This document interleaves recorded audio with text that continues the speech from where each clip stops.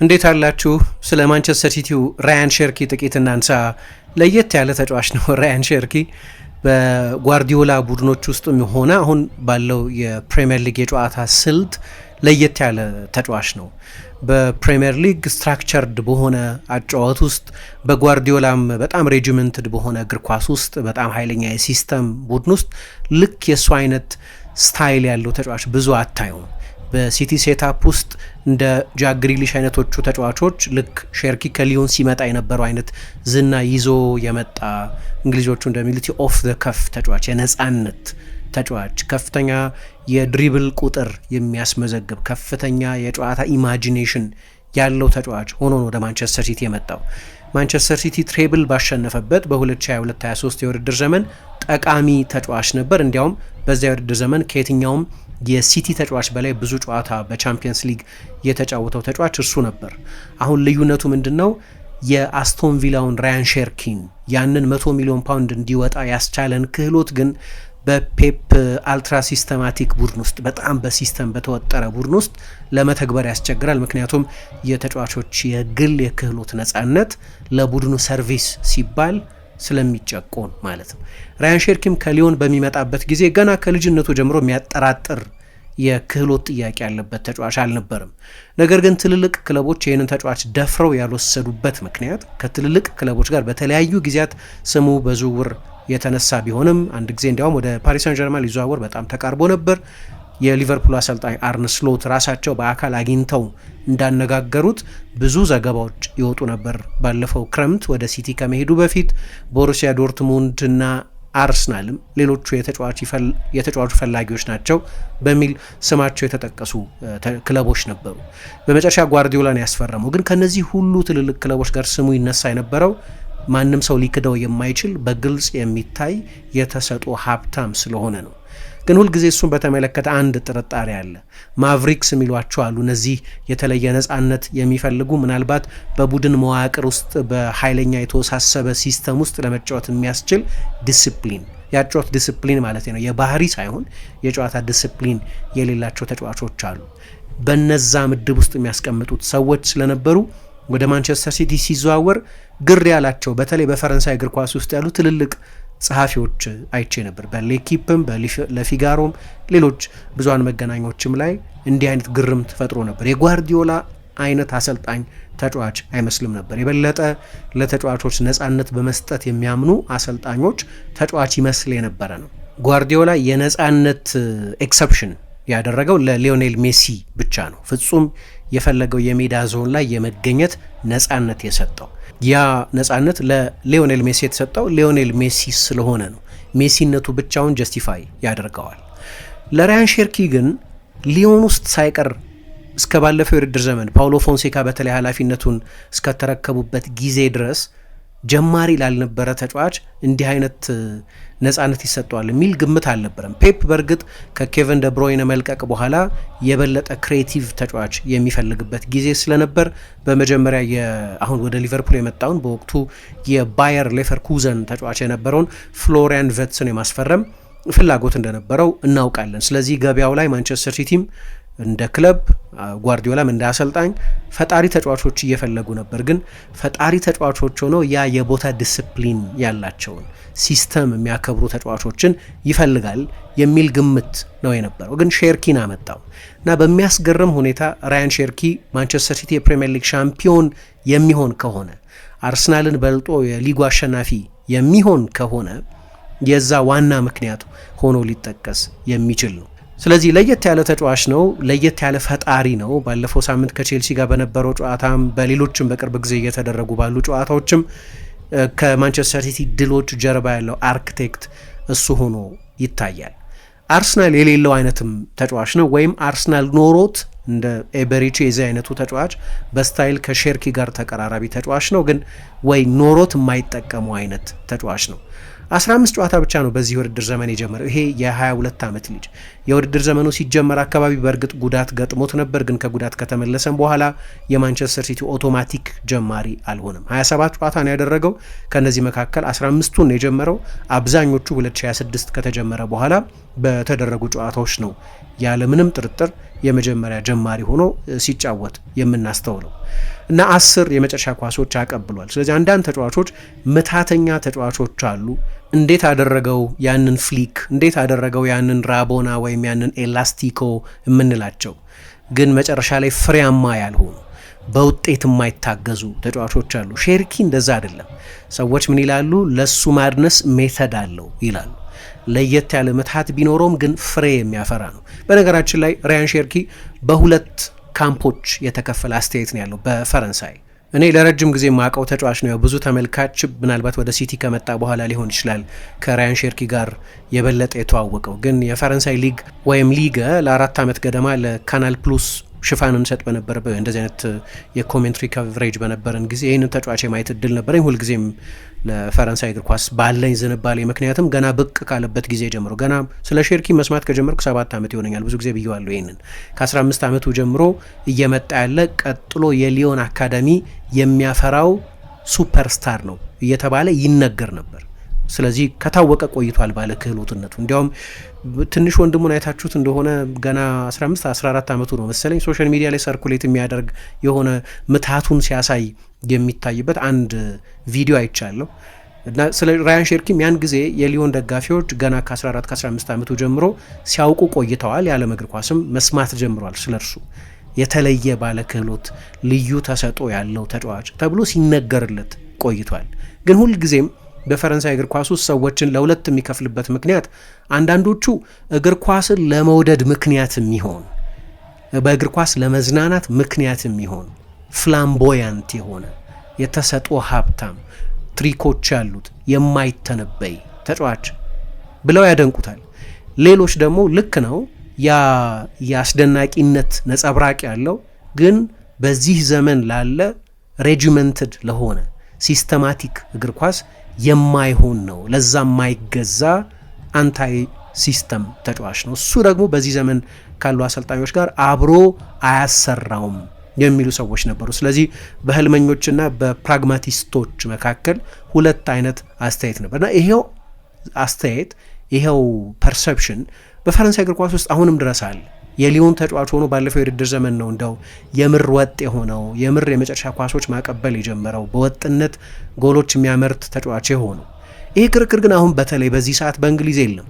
በእንግሊዝ ከፕሪሚየር ሊጉ ምርጥ ተጫዋቾች መካከል አንዱ ሆኖ የሚቆጠር ከሆነለት ደግሞ ማንቸስተር ሲቲን የፕሪሚየር ሊግ ሻምፒዮን ለማድረግ የቡድኑ ብርታት የሆነ ተጫዋች ነው። ወርልድ ክላስ ተጫዋች ነው ብሎታል። ባለፈው ማንቸስተር ኢቭኒንግ ኒውስ የሚባለው የማንቸስተር ከተማ ጋዜጣ ቼልሲን 3-0 ሲቲ ካሸነፈ በኋላ እና በሁለተኛው አጋማሽ ሲቲ ያስቆጠራቸው 2 ጎሎች ፈጣሪ እሱ ከሆነ በኋላ ከ10-9 ነው የሰጠው። ግን የሚጫወትበት መንገድ ይሄ ነንሻላንስ የሚባል ነገር አለ። በቃ ግዴለሽነት የሚመስል ራሱም ሲናገር በፍጹም ጫና አይሰማኝም፣ የኔ ሀሳብ ከቡድን ጓደኞቼ ጋር ኳሱን መጫወት፣ ደጋፊውን ማዝናናት፣ ግሩም ኳስ መስጠት፣ ያንን ማድረግ ነው። እኔ ኳስን እንደ ድመት ነው ማያት ይላል። ድመት አለችኝ እና ድመት ባለቤቷ እንደሚንከባከባት ስለምታውቅ ነው ወደ እቅፉ የምትሄደው። ኳስም ልክ እንደዚሁ ነው ብሎ እንደዛ አይነት አረዳድ እንዳለው ተናግሯል። አርቲስት ነው፣ ምንም ጥያቄ የለውም። ኤክስትራኦርዲናሪ የሆነውን ነገር ያንን ራቦና ያንን ለማርክ ጌሄ የሰጠውን አስደናቂ አሲስት ወይ ሌሎች ሜዳ ውስጥ የሚያደርጋቸውን ትንግርታዊ ተግባራት ሲያከናውን ኖርማላይዝ እያደረገው ያለ መጨነቅ ያለ መወሳሰብ ነው ያንን የሚያደርገው። ጓርዲዮላ ከጨዋታው መጠናቀቅ በኋላ ቼልሲን ካሸነፉበት ጨዋታ በኋላ ለ95 ደቂቃ ወጥ መሆንን የሚያውቅ ከሆነ የተለየ ተጫዋች ነው። እኔ ተጠባባቂ ወንበር ላይ ሆኜ ተቀምጬ እንኳን የማይታየኝን አንግል ነው ለማርክ ጌሂ ኳሱን በሰጠበት ጊዜ ያየው የሚል አስተያየት ሰጥቷል። ለነገሩ ከቼልሲም ጨዋታ በፊት በነበረው ጋዜጣዊ መግለጫ ላይ በአሰልጣኝነት ታሪኬ ካየኋቸው ኢንክሬዲብል ታለንትስ የማይታመኑ ተሰጥኦዎች መካከል አስገራሚ ተሰጥኦዎች መካከል አንዱ ነው ብሎ አድንቆት ነበር። እንግዲህ አሁን 10 አሲስቶች ላይ ደርሷል። ከዲሚትሪ ፓዬት ቀጥሎ ከፈረንሳውያን ተጫዋቾችና በተለይ በሊጉ አዲስ ከመጡ ተጫዋቾች መካከል በአንድ ሲዝን የዛሬ 10 ዓመት ነው ሌላ ተጫዋች የምታገኙት የሀገሩ ልጅ ዲሚትሪ ፓዬት ነው። 10 አሲስት ጥሩ ነው፣ ግን ከዚህም በላይ ይፈልጋለሁ የሚል አስተያየት ይሰጣል። ማንቸስተርና እንግሊዝ በፈረንሳይ ያለው አይነት ክፍፍል የለም። አሁን ራያን ሼርኪን በተመለከተ እንዲያውም አንዳንዶቹ አድሪያን ዱራምን ታውቁት እንደሆነ የቶክ ስፖርት ጋዜጠኛ ነው፣ በጣም ኃይለኛ ተናጋሪ በመሆኑ የሚታወቅ ነው። እሱ እንዲያውም ለእኔ የአመቱ ኮከብ ተጫዋች ነው እና ብቸኛው የዛ ሽልማት እጩ እርሱ ነው የሚል አስተያየት ሰጥቷል። ፈረንሳይ ውስጥ ክፍፍል አለ፣ እንግሊዝ ውስጥ ግን በጭራሽ እንዲህ ያለ ክፍፍል የለም። አሁን እንግዲህ ማዝናናት አንድ ነገር ነው። እንግዲህ ማንቸስተር ሲቲ አሁን ባለበት ወቅት ከአርሰናል በላይ ሆኖ ሻምፒዮን ለመሆን እየታገለ ባለበት በዚህ ጊዜ ዋና ሰዎች እንዲሆኑ የምትጠብቋቸው ተጫዋቾች አሉ። በተለይ በአስፈላጊ ጊዜ ትልልቅ ተጫዋቾች ስለሚገኙ ሃላንድ ለምሳሌ እንዲሆን ልትጠብቁ ትችላላችሁ። ግን ሃላንድ ባለፉት 11 ጨዋታዎች 3 ጎሎች ብቻ ነው ያስቆጠረው። የውድድር ዘመኑ እየተደረገ በነበረበት ጊዜ አንድ ጊዜ ምን ብዬ ነበር? በአርሰናልና በፕሪሚየር ሊግ ዋንጫ መካከል ያለው ትልቁ ፈተና ኤርሊንግ ሃላንድ ነው የሚል ግምት ነበረኝ። የውድድር ዘመኑ ሲጀመር የጀመረበት መንገድ በጣም አስደናቂ ስለነበር በመጀመሪያዎቹ 10 የሊግ ጨዋታዎች 13 ጎሎች አስቆጥሮ ስለነበር የጀመረው ምንም እንኳ በውድድር ዘመኑ መሃል መውረድ ቢያጋጥመውም ግን ሃላንድ በተለይ የውድድር ዘመኑ ዲሳይሲቭ በሆነ ወቅት ላይ የሲቲ ዋናው አደገኛ የማጥቃት ተጫዋች ይሆናል የሚል ግምት ነው የነበረኝ። ሃላንድ አሁን ቢያንስ በሚታወቅበት ጎሎች በማስቆጠር እንደዚህ አይነት ፎርም ላይ አይደለም ያለው። የጎል ስኮሪንግ ፎርም ሜዳ ውስጥ እየጠቀመ አይደለም የኔ ሀሳብ። ግን የማንቸስተር ሲቲ የታይትል ቻርጅ ላይ ዋናው ተጫዋች አሁን ራያን ሼርኪ ነውና በነፃ ሚና ነው እየተጫወተ ያለው። 26 ጨዋታዎች ነው 27 ጨዋታዎችን ያደረገው 13 የጎል ተሳትፎ አለው። ያቀበላቸውን 10 አሲስቶች ጨምሮ ያስቆጠራቸው 3 ተጨማሪ ጎሎች አሉ። ከነዚህ ጨዋታዎች መካከል ከ65 ደቂቃ በላይ የተጫወተው በጥቂቶቹ ጨዋታዎች ላይ ነው። የውድድር ዘመኑ ሲጀመር በተለይ ብዙ እየተጫወተ አልነበረም እና በድሪብል ይሁን ፓስ በማድረግ ይሁን በተቾቹ ይሁን በቄንጠኛ ፍሊኮቹ ይሁን በፔዳላዳው ይሁን በሚያዝናናችሁ መጠን ፍሬያማ ነው። ደግሞ ሜተድ ቱ ደ ማድነስ የሚባለው ለዚህ ነው። ልክ ነው የአመታት አለ፣ ግን ለኤግዚቢሽን ብሎ ብቻ አይደለም የሚያደርጋቸው። ለኤግዚቢሽን ብሎ ያደረገበት ጊዜ አለ፣ ከአርሰናል ጋር በነበረው ጨዋታ ኳስ ሲያንቀረቅብ ያየንበት ማለት ነው። ግን ፔፕም በማሰልጠን በጣም ስትራክቸርድ የሆነ ቡድን በመስራት የሚታወቅ ለተጫዋቾች ወስኖ በሚሰጣቸው የሜዳ ዞኖች የሚታወቅ አሰልጣኝ ቢሆንም አሁን ግን ፈቶ መልቀቅን የፈቀደ ይመስላል። ለወደፊቱ እንደዚህ አይነት አሰልጣኝ ሆኖ ይቀጥላል ወይ አላውቅም። ነገር ግን ለራያን ሼርኪ የሰጠው ነፃነት መሀል ላይ ክንፍ ላይ በሀፍ ስፔስ የመገኘት ነፃነት ነው። ሁልጊዜ ይስማማበታል ማለት አይደለም። እኔ እንዲያውም በቅርብ ጊዜ ይመስለኛል የበለጠ እየተቀበለው የመጣም ይመስለኝ። ታስታውሱ እንደሆነ ኖቲንገም ፎረስትን በገጠሙበትና 2-1 ባሸነፉበት ጨዋታ ላይ ለሁለተኛው ጎል መቆጠር አሲስት የሰጠው እሱ ነው። ግን ያንን አሲስት በሰጠበት ጊዜ የቀኝ ክንፍ ተጫዋች ሆኖ ጀምሮ አሲስቱን በሰጠበት ጊዜ ግን ሴንትራል ቦታ ላይ ነበር የተገኘው እና ፔፕ ከጨዋታው መጠናቀቅ በኋላ ሲናገር አንዳንድ ጊዜ ላቅፈው አንዳንድ ጊዜ ላጣፋው እፈልጋለሁ የሚል አስተያየት የሰጠበት ምክንያት የአሰልጣኙን ታክቲካዊ ትዕዛዝ ተላልፎም ጭምር ይህንን የሚያደርግ ተጫዋች በመሆኑ ነው። ፔፕ ያንን ያህል ትልቅ ቅሬታ ያለው አይመስለኝም። ግን የቼልሲው ጨዋታ መጨረሻ ላይ ጋዜጣዊ መግለጫውን ሲሰጥ ሲናገር የፖዚሽኒንግን ጉዳይ በተመለከተ አስተያየት ሰጥቷል።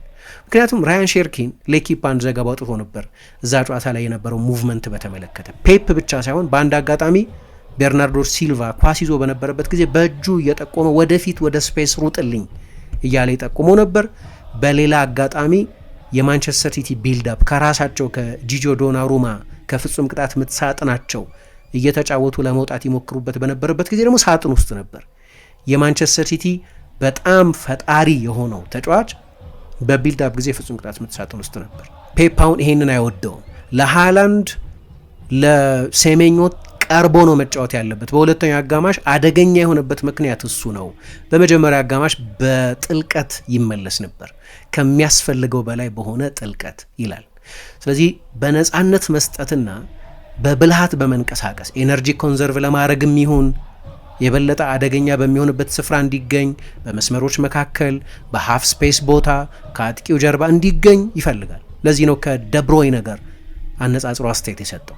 ኬቨን ደብሮይነ ለምሳሌ ባለፈው የውድድር ዘመን በመጨረሻ የሲቲ ተጫዋችነት የውድድር ዘመኑ ዘንድሮ ራያን ሼርኪ በጨዋታ በ90 ደቂቃ በፕሪሚየር ሊግ 83 ኳስ ነው የሚነካው። ከዚህ በ17 ያነሰ ነበር የሚነካው። ምክንያቱም በፈርስ ፌዝ ቢልድ አፕ ላይ አይሳተፍም። ምክንያት የለውም። የመጨረሻው 30 ሜትር ላይ አይመጣም። መሀልም ላይ አልፎ አልፎ ነው የሚመጣው።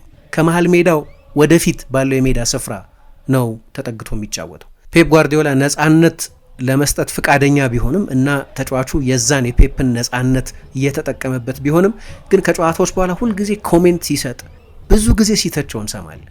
የሚያደንቀውን ያህል ይተቸዋል። በቀደም ካደነቀው በኋላ ሳይቀር ተችቶታል። ለ95 ደቂቃ ኮንሲስተንት አይደለም ብሏል። ኮንሲስተንት አይደለም ሲል በሚገኝበት የሜዳ ስፍራ ማለቱ ነው። ይህንን ደግሞ ተናግሮታል አሰልጣኙ። ግን እስካሁን ድረስ እየሰጠ ያለው ጥቅም ግን በጣም ከፍተኛ ነው። በየ90 ደቂቃው 2.33 ክሮሶች ያደርጋል፣ 6.2 ድሪብሎች ያደርጋል፣ ወደ 5 ገደማ የሚሆኑ የፕሮግሬሲቭ ሩጫዎች ያደርጋል። በየጨዋታው በ90 ደቂቃ ቢያንስ በአማካይ 2 የጎል ሙከራዎች ያደርጋል። ለዚህ ከሚሰጣቸው የጎል እድሎች ባሻገር ማለት ነው። በጠባብ ቦታ መጫወት የሚችል ተጫዋች የማይተነበይ ነው። እኔ ብዙ ጊዜ የምለው እነሱ አምቢፔዳሊቲ ነው አምቢዴክስትሪሲቲ የሚሉት የሁለት እግር ተጫዋች መሆን አለ። የሁለት እግር ተጫዋች ስለሆነ የአንግል ጥገኝነት የለውም። ለምሳሌ አንድ በቀኝ ክንፍ በኩል የሚጀምር የግራ እግር ተጫዋች ካለ ወደ ውስጥ እያጠበበ ነው የሚገባው፣ ኢንቨርት እያደረገ ነው የሚሄደው። የሚመቸው አንግል እሱ ስለሆነ በዛው ቦታ በቀኝ በኩል የሚጫወት ተጫዋች በቀኝ ክንፍ በኩል የሚጫወት የቀኝ እግር ተጫዋች ደግሞ ቢሆን ምንድነው የሚያደርገው? በዛው በቀጥታ መስመር በስትሬት ላይ ነው የሚጫወተው። ከዛ ወደ ሳጥን ኳስ ክሮስ ያደርጋል።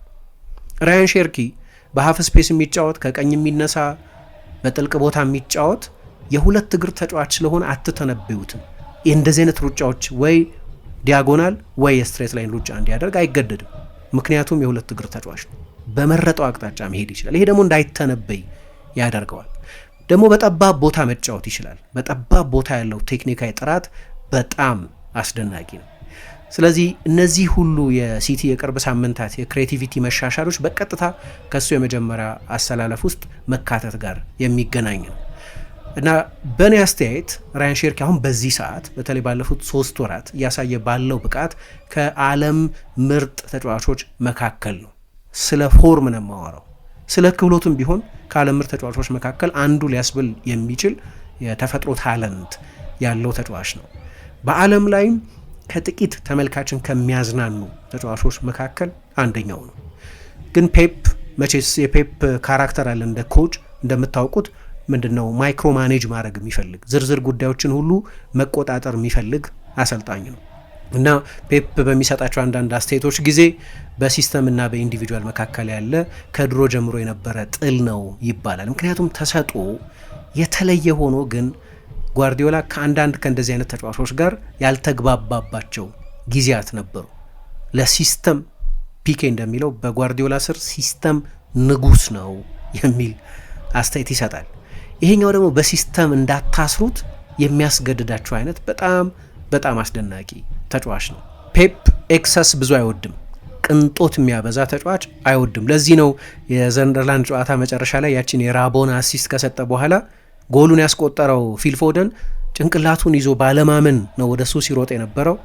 የተመልካቾቹ ያድናቆት አነጋገር ያስገርም ነበር። ያየነውም ተመልካቾች በሙሉ ይሄስ ግሩም ነው ብለናል። ፔፕ ከጨዋታው በኋላ ግን ያለው አስተያየት ይህንን አልነበረም።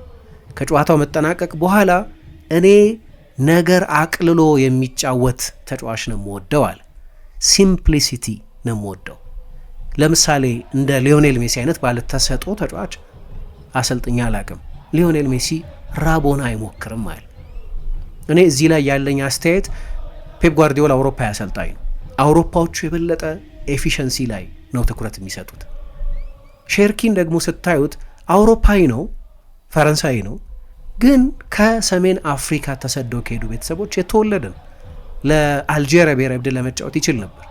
ስለዚህ እዛ ውስጥ ዚዳናዊነትን አውሮፓ ውስጥ በአውሮፓ የእግር ኳስ ባህል ይደግ እንጂ በሊዮን ጎዳናዎች ሲጫወት ያደገ ያንን አይነት ምታት ለመሞከር ዩሮፒያን ስቲሪዮታይፕ የሌለበት ተጫዋች ነው።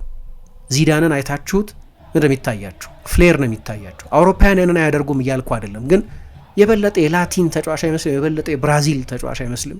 የዚዳን ምታት እኮ እንደዛ ነው። ምክንያቱም ማርሴይ ከተማ ዳርቻ አይደል ተወልዶ ያደገው በላካስቴላን በሚባል ቦታ ማለት ነው። ስለዚህ ዚዳንን ዩሮፒያን ተጫዋች ነው አትሉትም። ልክ ነው፣ አውሮፓዊ ነው፣ ይገባኛል። ግን አረባዊነቱን ታዩታላችሁ። አጨዋወት ውስጥ አረብ ተጫዋቾች ልክ እንደዛ ናቸው። ምናልባት ለሼርኪም ይኸው ፊት ሊሆን ይችላል።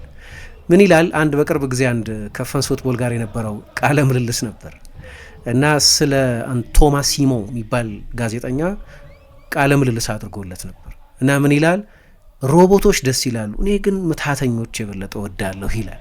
ሮቦት ውስጥ ኢማጂኔሽን አላይም የሚል አስተያየት ይሰጣል። ስለዚህ ልክ እግር ኳስን የሚያይበት አይን እንደዛ ያለ አስተያየት ነው። ምናልባት ፔፕ በማይቆም የማሰልጠን ኤቮሉሽን ውስጥ ያለ አሰልጣኝ በመሆኑ ምክንያት ሁል ጊዜም ምንድነው ከቲንግ ኤጅ የሚፈልግ ከሌሎች አሰልጣኞች ቀደም ብሎ የሚታይ በመሆኑ ምክንያት ልክ እንደዚህ ሬጂሜንትድ በሆነ እግር ኳስ ውስጥ ለሱ ነፃነት መስጠት እንደሚያዋጣ ስለተረዳ ሊሆን ይችላል። ሌላ ጊዜ ለሌሎች ተጫዋቾች አይሰጠውም ተብሎ የሚተችበትን ነገር አሁን ሲያደርገው እያየን ያለ ነው። ለምሳሌ ባለክህሎት ድሪብለርስ ነበሩት። ሪያድ ማህሬዝ ልክ እንደዚሁ ነው። ፈረንሳይ ውስጥ የተወለደ ልክ እንደ ራያን ሼርኪ ሁሉ፣ አረባዊ ልክ እንደ ራያን ሼርኪ ሁሉ። በእርግጥ ሼርኪ ለፈረንሳይ ነው የሚጫወተው። ማህሬዝ ለፈረንሳይ መጫወት ይችል ነበር፣ ግን ለአልጄሪያ ለመጫወት ነው የወሰነው። የሚጫወትበት መንገድ ግን ድሪብለር ነው። ፔፕ የድሪብሊንግ ችሎታውን አልከለከለውም። ያደረገው ግን በመዋቅር ውስጥ ድሪብል እንዲያደርግ ነው። ለምሳሌ ከአንዳንድ እንደዚህ አይነት አንኮንቬንሽናል ተጫዋቾች ጋር መስማማት አልቻለም። ከዝላተን ኢብራሂሞቪች ጋር ለምሳሌ አንድ ቃለ ምልልስ ኤደን ሃዛርድ ሲናገር በጓርዲዮላ ስር ብትሰለጥን እኮ ሲሉት አይ ለእኔ ጓርዲዮላ የሚሆን አሰልጣኝ አይደለም አለ፣ ነፃነቴን አብዝቼ እወደዋለሁ ብሎ ተናገር። ራያን ሼርኪም በእነዚህ ምድብ ውስጥ ያለ ነው። የፔፕን አዳፕቴሽን ግን ያሳያቸዋል። አሁን የሚያስፈልገው ፔፕ ውስጥ ያለ እኮ ፕራግማቲዝም እሱ ነው። ብዙ ጊዜ ፕራግማቲክ ማለት ከኔጌቲቭ እግር ኳስ ጋር ተገናኝቶ ይጠቀሳል። ያንን አሰልጣኝ ፕራግማቲክ ነው ስንል ዲፌንሲቭ ነው እያለን ኖ፣ ኦፌንሲቭ አሰልጣኝ ሆኖ ፕራግማቲክ መሆን ይቻላል። ለነገሩ የቃሉ መሰረትም ፕራግማቲዝም እኮ ከአክቹዋል ሊቪንግ ሪያሊቲ ጋር የሚጣጣም ነገር ማድረግ ማለት ነው። ሊቪንግ ሪያሊቲ ማለት አሁን እግር ኳስ ያለበት ሁኔታ ማለት ነው። ስለዚህ አሁን በዚህኛው ዘመን የማንቱማን ማርኪንግ በበዛበት ጊዜ በማንቱማን ማርኪንግ ልታጠፏቸው ማትችሏቸውን ተጫዋቾች መጠቀም ሊሆን ይችላል። የዝውውሮቹን የቅርብ ጊዜ ዝውውሮቹን አይነት ካያችሁ በአንድ ላንድ በጣም የላቁ ተጫዋቾችን ማምጣት ላይ አተኩሯል። ከ2023 ጀምሮ ወደዚህ ያሉትን ተጫዋቾች ብታዩ ዶኩ ሊሆን ይችላል፣ ቲጃኒ ሬንደርስ ሊሆን ይችላል፣ ኤትኑሪ ሊሆን ይችላል። እንዲሁም አንድ ፕሮግራም ክረምት ላይ ሰርች እንደነበር አስታውሳለሁ። የፔፕ ቴንደንሲ ምንድን ነው የሚለውን የበለጠ ቀጥተኛ ተጫዋቾችን ማስፈረም ላይ አተኩሯል። የኮቺንግ ኤቮሉሽኑ አንድ ማሳያ ሆኖ ሊጠቀስ ይችላል። ግን ጥያቄዎች የሉም ማለት አይደለም። ከጎሉ 60 ሜትር ርቆ እንዲጫወት አይፈልግም። ይህንን በተደጋጋሚ ተናግሯል።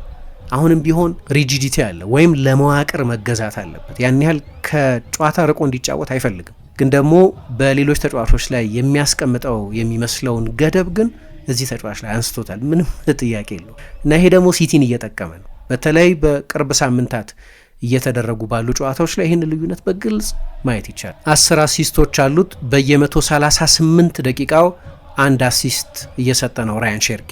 ውጤታማ ነው። የሲቲን ማጥቃት በጣም እያሻሻለ ነው። እሱ ብቻ ሳይሆን በፕሪሚየር ሊግም ሴስክ ፋብሪጋዝ በየ110 ደቂቃው በ2016-17 የውድድር ዘመን፣ ኬቨን ደ ብሮይነ በ2023-24 የውድድር ዘመን በየ122 ደቂቃው አሲስት ያደርጉ ነበር። ከነሱ ቀጥሎ የሚመጣው የሱ ነው እና ሁሉም አሲስቶቹ በክፍት ጨዋታ የተፈጠሩ ናቸው። እሱ ብቻ ሳይሆን የማንቸስተር ሲቲ ማጥቃት በተለይ ራያን ሼርኪ በመደበኝነት መሰለፍ ከጀመረበት ጊዜ ጀምሮ ቁጥሮቹ በከፍተኛ መጠን ጨምረዋል። ለምሳሌ ባለፉት ጥቂት ሳምንታት በተለይ ባለፉት 10 ጨዋታዎች ማንቸስተር ሲቲ የበለጠ ሪስክ መውሰድ ጀምረዋል። በመጀመሪያ የውድድር ዘመን አጋማሽ ከነበረው ለምሳሌ በሶስተኛ ሜዳ ክፍል በመጨረሻው 30 ሜትር 156 ፓሶች ነበር የሚያደርጉት። አሁን በቅርብ ጊዜ ወደ 188 ፓስ ደርሷል። የሁለተኛውን የውድድር ዘመን አጋማሽ ብቻ ከወሰዳችሁ በ175 አካባቢ ሆኗል። ስለዚህ ከመጀመሪያው የውድድር ዘመን አጋማሽ በ20 በቅርብ ጊዜ ደግሞ በ30 ጨምሯል። በጨዋታ የሚሞክሩት የሙከራ መጠንም እንደዚሁ ከፍ ብሏል። ከ13.8 ወደ 16 ከፍ ብሏል። ባለፉት 11 ጨዋታዎች 17 ሙከራዎችን ነው ሲቲ የሚያደርገው። ከዛ በፊት በነበሩት 10 ጨዋታዎች 12 ሙከራ ነበር ያደርግ የነበረው። ስለዚህ ተጫዋቹ ኤግዚቢሽን ብቻ አይደለም እያሳየ ያለ ፕሮዳክቲቪቲም አለ። ሜዳ ውስጥ የሚሰጠው ውጤታማነት በጣም ከፍተኛ ነው እና ሲቲ መጨረሻ ላይ የፕሪሚየር ሊግ ሻምፒዮን የሚሆን ከሆነ መቼስ በውድድር ዘመኑ መሀል ፔፕ ለምሳሌ ከአርቴታ በተለየ ሁኔታ ብዙ ኤክስፐሪመንቶች አድርጓል። ሚኬል አርቴታ ከሞላ ጎደል የተጫዋቾቹ ካራክተሪስቲክስ ይለውጠዋል። ለምሳሌ በ4-2-3-1 ነው ሁልጊዜ የሚጫወተው። ነገር ግን ኤዜ ሲሰለፍ እና ኦደጋርድ ሲሰለፍ ወይም እዛው ቦታ ላይ ሀቨት ሲሰለፍ ወይም ሜሪኖ ሲሰለፍ አንድ አይነት ሊሆን አይችልም። የተጫዋቾቹ አይነት ሲስተሙ የሚሰራበትን መንገድ ይለውጠዋል። ግን ቤዚክ ፎርሜሽኑ ያው ነው። ፔፕ ግን ብዙ ኤክስፐሪመንቶች አድርጓል በዚህ የውድድር ዘመን የሰሩለት አሉ። ከሰሩለት ኤክስፐሪመንቶች መካከል አንደኛው ለራያን ሼርኪ የሰጠው ነጻነት ነው። በተለይ ሻምፒዮን የሚሆኑ ከሆነ ያንን ነጥብ የበለጠ በማድነቅ ማየታችን የሚቀር አይመስለኝም። ያደርጋል በውድድር ዘመን መሃል ብዙ ጊዜ እንዲህ አይነት ኤክስፐሪመንቶች ያደርጋል። ብዙ ጊዜ ማነሳውን በ2022-23 የውድድር ዘመን ሲቲ ትሬብል ያሳካበት ፎርሙላ የመጣው ፔፕ 4 ሴንትራል ዲፌንደሮች አንድ ላይ መጠቀም በጀመረበት ጊዜ ነው። የፔፕ ባህሪ አይደለም ብዙ ጊዜ ወይ ጆን ስቶንስን ሁለተኛ 6 ቁጥር በኳስ ቁጥጥር ጊዜ፣ በመከላከል ጊዜ መደበኛ የመሃል ተከላካይ አድርጎ ግን ደግሞ የማንቸስተር ሲቲ ፎርሜሽን በተለይ ከኳስ ጋር በተለይ በቢልድ አፕ ጊዜ 3-2-2-3 ወይም 3-2-3-2 ስለመሰለ ኤምደብሊው ወይም ደብሊውኤም የሚመስል ስለነበር ሌሎችም ሲዝኖች ላይ በውድድር ዘመኑ መሃል ለሲቲ ተጨማሪ ማርሽ መቀየር ምክንያት የሆኑ ለውጦች ያደርጋል። የሼርኪ መሰለፍ አይደለም ትልቁ ለውጥ፣ አልፎ አልፎም ቢሆን ይሰለፍ ነበር። በእርግጥ በመጀመሪያዎቹ 14 ጨዋታዎች 4 ጨዋታ ብቻ ነበር የጀመረው። ስለዚህ የላይን አፕ ተጫዋች አልነበረም። አሁን የላይን አፕ ተጫዋች ነው። እኔ ግን ከመሰለፉ ውጪ ለተሰጠው ነጻነት ለአሰልጣኙ ክሬዲት መስጠት የሚያስፈልግ ይመስለኛል። ፔፕ እንዲህ አይነት ነጻነት የሚሰጥ አሰልጣኝ ተደርጎ አይቆጠር ስለነበር፣ አሁን ነጻነት የሚሰጥ አሰልጣኝ ተደርጎ አይቆጠር ስለነበር ስል የሚያጠቃ ቡድን አይሰራም ብያልኩ አይደለም። ሁለቱ በጣም የተለያዩ ናቸው። የሚያጠቃበት መንገድ ሜቢ ባለፈው 15-16 ዓመት የእሱን ቡድኖች ያህል የማጥቃት ፉትቦል የተጫወቱ ቡድኖች የሉም። በየሲዝኑ 140-150 ጎሎች የሚያስቆጥሩ ቡድኖች የሚሰራ አሰልጣኝ ነው። ጥያቄ የሚያጠቃበት ስልት ግን ለራያን ሼርኪ አይነት የኦፍ ዘ ከፍ ተጫዋቾች የፈለጉት የቦታ ስፍራ ላይ የተገኙ የመጫወት ነጻነትን በመስጠት ሳይሆን ኤፊሸንት በሆነ ሲስተም ኦቨርሎድ በመፍጠር ከትባክ ክሮሶች በማድረግ ይህንን በመሳሰሉ ነገሮች ያደርግ የነበረ ነው።